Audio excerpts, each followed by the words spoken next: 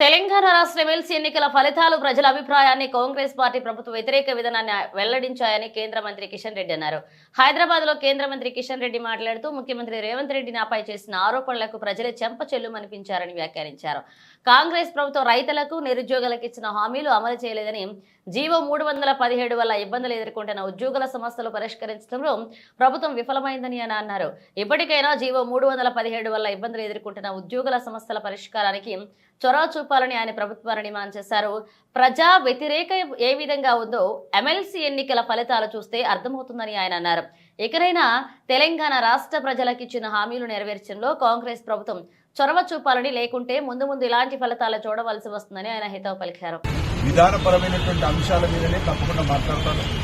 నా మీద వ్యాధి మాట్లాడినప్పుడు నేను జవాబు చెప్పుకోవాల్సినటువంటి సంజాయిషి చెప్పుకోవాల్సినటువంటి అవసరం నాకు లేదు.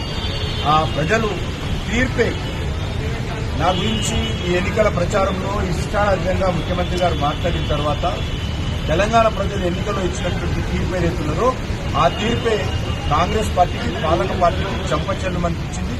సరైనటువంటి జవాబు, నా మీద విమర్శకు సరైన జవాబు తెలంగాణ ప్రజలే చెప్పారు. రెఫరెండం అన్న ఈ ఎన్నికలను రెండు కూలిపోయింది కాంగ్రెస్. ఈ మేధావులు ఇచ్చిన తీర్పు ఖచ్చితంగా కాంగ్రెస్ ప్లీజ్ తెలంగాణ ప్రజలకు ఇచ్చినటువంటి హామీ, అది రైతులకు మరి ఎకరాకు 15,000 ఇచ్చేటువంటి కార్యక్రమం కానీ, కౌలు రైతులకు కానీ, రైతు కూలీలకు కానీ, నిరుద్యోగ యువతకు నెలకు 4,000 ఇచ్చేటువంటి నిరుద్యోగ వృత్తి కానీ, తెలంగాణ ఆడబిడ్డలందరికీ ఇవ్వాల్సినటువంటి 2,500 రూపాయలు కానీ, దళిత కుటుంబాలకు ఇవ్వాల్సినటువంటి 12 లక్షల రూపాయలు కానీ, లేక ఆడబిడ్డలకు ఇవ్వాల్సినటువంటి స్కూటీ, మోటార్ సైకిల్ కానీ ఏవైతే హామీలు ఇచ్చారో ఇప్పటికైనా హామీలు అమలు చేసే దిశగా ఉండాల్సిందిగా నేను తెలంగాణ ప్రజానీకం తరఫున డిమాండ్ చేస్తా ఉన్నాను.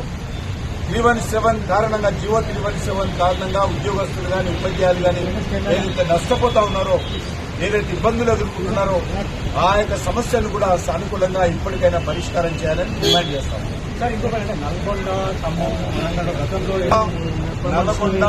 ఖమ్మము, అదేవిధంగా వరంగల్ సంబంధించి మేము ప్రత్యేకంగా పార్టీలో చర్చించి ఆ 3 జిల్లాలలో పార్టీ బలపడడం కోసం కావాల్సినటువంటి మరి చర్యలు ఏ రకంగా ఉండాలో ప్రత్యేకంగా దానికి సంబంధించినటువంటి కార్యాచరణ రూపొందించి ఆ జిల్లాలో కూడా బలపడడం కోసము, ప్రజల మద్దతు కూడగట్టడం కోసము తప్పకుండా ప్రయత్నం చేస్తాము.